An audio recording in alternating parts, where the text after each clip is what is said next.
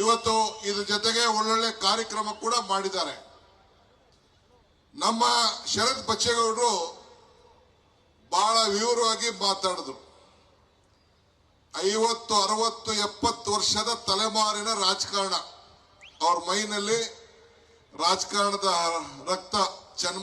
ಬೈರೇಗೌಡರು ಆದಿಯಾಗಿ, ಬಚ್ಚೇಗೌಡರು ಆದಿಯಾಗಿ, ಇನ್ನ ಎಲ್ಲ ಕುಟುಂಬದವರೆಲ್ಲ ಕೂಡ ಈ ತಾಲೂಕಿನಲ್ಲಿ ರಾಜಕಾರಣ ಮಾಡ್ಕೊಂಡು ಬಂದಿದ್ದಾರೆ.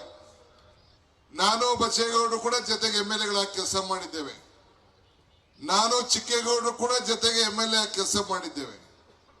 ಬಚ್ಚೇಗೌಡರನ್ನ ಕರೆದೆ, ಬಂದ್ಬಿಡಿ 2002-4ರಲ್ಲಿ ಬೇಡ ನಿಮ್ಗೆ ದಳ, ನಿಮ್ ಸವಾಸ ಬೇಡ ಅಂತ ಹೇಳಿದೆ.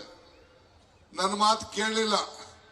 ವಿಧಿ ಇಲ್ಲದೆ ನಾನು CM ಲಿಂಗಪ್ಪ, ಕೃಷ್ಣಪ್ಪ ತಂದು MTB ನಾಗರಾಜ್ನ ಇಲ್ಲಿ ನೆಟ್ಟೋ. ಅದು ಸರಿಯಾಗಿ ಫಲ ಸಿಕ್ಲಿಲ್ಲ. ಕೊನೆಗೆ ಹೇಳ್ಬಿಟ್ಟೆ ನಾನು, ನಮ್ದು ನಿಮ್ದು ರಣರಂಗ ಹೊಸಕೋಟೆಲಿಂದ. ಅದಾದ್ಮೇಲೆ ಏನಿದ್ರು ಶರತ್ ಬಚ್ಚೇಗೌಡ. ಇಲ್ಲಿಗೆ ಸ್ಟಾಪ್, ತಲೆ ಕೆಡ್ಸ್ಕೊಳಕ್ ಹೋಗ್ಬೇಡಿ.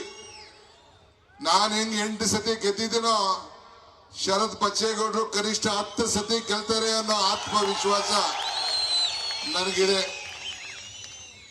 ಈಗ ಸಂಪಾದನೆ ಅಂದ್ರೆ ಹಣ ಮಾತ್ರ ಅಲ್ಲ, ಸಂಪಾದನೆ ಅಂದ್ರೆ ಅನುಭವ, ಗೌರವ, ಸಂಬಂಧ, ಪ್ರೀತಿ, ಇವುಗಳು ಕೂಡ ಸಂಪಾದನೆ. ಹಂಗೆ ಶರತ್ ಬಚ್ಚೇಗೌಡರು ಬಹಳ ಚಿಕ್ಕ ವಯಸ್ಸಿನಲ್ಲೇ ಇಷ್ಟು ಜನ ಮಂತ್ರಿಗಳು, ನಮ್ಮ ಸ್ನೇಹಿತಗಳೆಲ್ಲ ಶಾಸಕರು ಎಲ್ಲ ಸೇರಿ ಬಂದಿದ್ದಾರೆ. ಇಷ್ಟು ಸಾವಿರಾರು ಕೋಟಿ ರೂಪಾಯಿ ಕಾರ್ಯಕ್ರಮ ಜನರಿಗೆ ಅನುಕೂಲ ಆಗ್ತಾ ಇದೆ ಅಂತಂದ್ರೆ ತಮ್ಮನ್ನ ಹೃದಯದಿಂದ ಗೆದ್ದಿದ್ದಾರೆ. ಈ ಹೊಸಕೋಟೆಯ ರಾಜಕಾರಣ ನಾನು 40 ವರ್ಷದಿಂದ ನೋಡ್ತಾ ಇದ್ದೀನಿ. ಬಹಳ ವಿಭಿನ್ನವಾದಂತ ರಾಜಕೀಯ.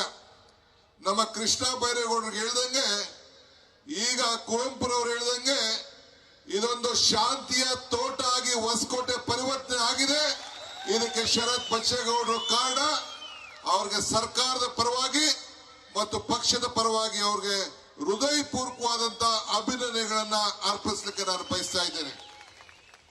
ಇದಲ್ಲದೆ ಅವ್ರಿಗೂ ನಾನು ಅಭಿನಂದನೆ ಸಲ್ಲಿಸಕ್ಕಿಂತ ಮುಂಚಿತವಾಗಿ ನೀವು ಅವ್ರನ್ನ 2 ಬಾರಿ ಸತತವಾಗಿ ಆಯ್ಕೆ ಮಾಡಿ ನಮ್ಗೊಂದು ಒಳ್ಳೆ ಶಾಸಕನ, ಒಳ್ಳೆ ರಾಜಕೀಯ ಪಟುವನ್ನ ಕೊಟ್ಟಿದ್ದೀರಿ. ಅದಕ್ಕೆ ನಿಮ್ಗನ್ನ ಕೂಡ ನಾನು ಈ ಸಂದರ್ಭದಲ್ಲಿ ಅಭಿನಂದನೆ ಸಲ್ಲಿಸಲಿಕ್ಕೆ ನಾನು ಬಯಸ್ತಾ ಇದ್ದೇನೆ. ಅನುಕ್ಷಣದ ಸುದ್ದಿಗಳಿಗಾಗಿ ವಿಸ್ತಾರ ನ್ಯೂಸ್ ಯೂಟ್ಯೂಬ್ ಚಾನೆಲ್ ಸಬ್ಸ್ಕ್ರೈಬ್ ಮಾಡಿ. ಹೊಸ ಸುದ್ದಿಗಳ ನೋಟಿಫಿಕೇಶನ್ಗಾಗಿ ಬೆಲ್ ಐಕಾನ್ ಕ್ಲಿಕ್ ಮಾಡಿ. ಲೇಟೆಸ್ಟ್ ಅಪ್ಡೇಟ್ಸ್ಗಾಗಿ www.vistaranews.com ವೆಬ್ಸೈಟ್ಗೆ ವಿಸಿಟ್ ಮಾಡಿ. ಅಂಗೈಯಲ್ಲೇ ಜಗತ್ತಿನ ಸುದ್ದಿ ತಿಳಿಯಲು ವಿಸ್ತಾರ ನ್ಯೂಸ್ ಕನ್ನಡ ಆಪ್ ಡೌನ್ಲೋಡ್ ಮಾಡಿ.